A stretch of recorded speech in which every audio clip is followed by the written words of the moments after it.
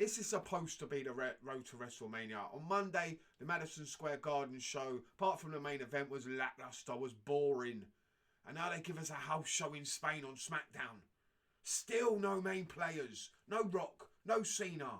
Even after what happened on Monday night. No Roman. There was Heyman.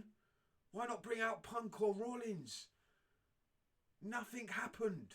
Except a pointless title change. And no one really cares about the tag division. Why should they? It's been a side piece for a minute now. It really doesn't matter anymore who the tag champs are. They kick it off with LA Knight, the new United States champion. And he stalled. He let the crowd just do their thing. They were allowed. And then here comes Big Jim to the ring. And he wants to challenge for the United States title. He gets interrupted by Solo, Jacob and Tama. They get interrupted by Braun Strowman. Here comes Nick Aldis. You know what's going down. It's a 6-man tag player doing his best Teddy Long impression. And why is Braun Strowman winning a 6-man? Why are we putting him over? What are we doing? He is not the star in this. No, and should be nowhere near it. Jacob Fatu is the star. We've done Braun Strowman so many times now. Why are we going back to that well again with Braun Strowman? Don't want to see it. I don't care about Jacob Fatu and Braun Strowman. I don't want to see that. I want to see Jacob Fatu winning the United States title at WrestleMania. That's what should be going down. But instead, we'll probably get Solo versus LA Knight for the title and Braun Strowman versus Jacob Fatu. Jade Cargill got an interview. This is how we follow up after what happened last week with her and Bianca and Naomi. There was no Naomi. There was no Bianca on this show. What are we doing? Why are we following it up?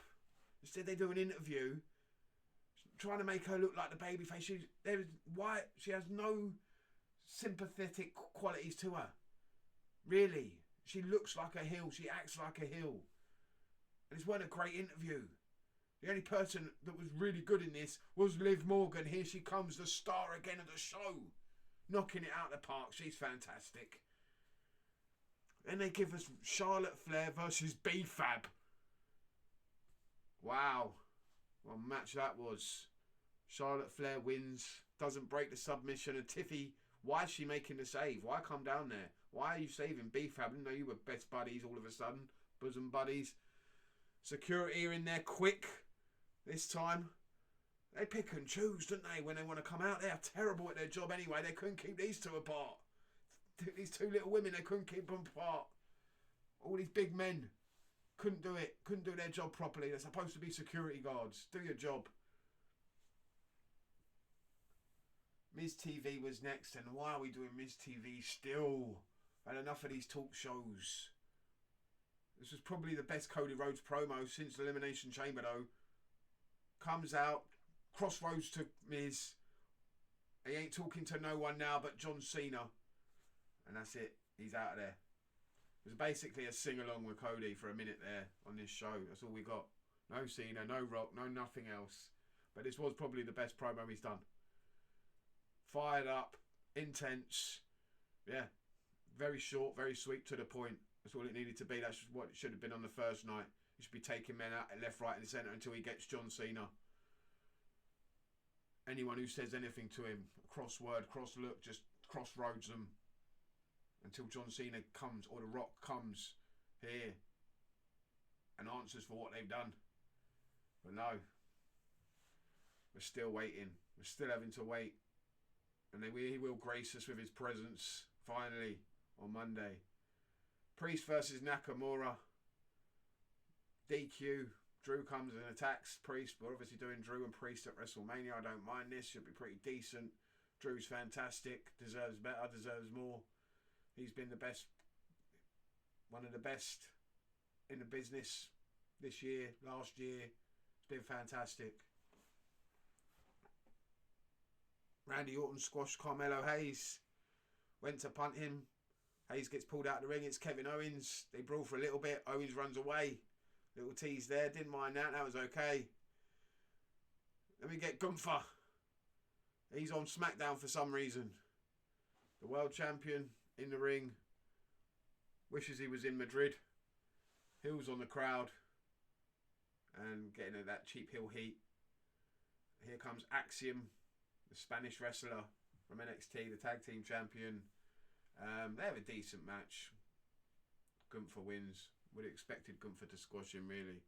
You're not expecting Gunther to lose that match.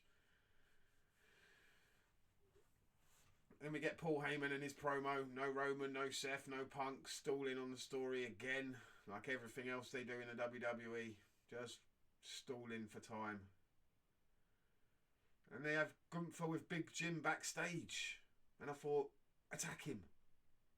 No, didn't attack him. Challenge him to a match maybe. No, nothing. Get a lot more heat taking out his brother right there and right then than what they're doing with this story so far. Just absolutely destroy Big Jim. But no, we get nothing. We get a tag team title match in the main event. Street Profits beat DIY. Like it matters. Like anyone cares. It doesn't matter who the tag champs are because they don't care about the tag team division. They haven't done for a very long time. Now they're trying to make us care again. But I will say this. In the last couple of weeks, there have been a lot of title changes. We had the US title change. We had the women's tag team title change. We had the women's title change. The tag team titles change. Get the feeling they are trying to change titles a lot more for the pop, not for the story. But it makes it more unpredictable, and I do like that. So I'm not going to complain too much. Let me know what you think down below. Thanks for watching, and I'll see you next time.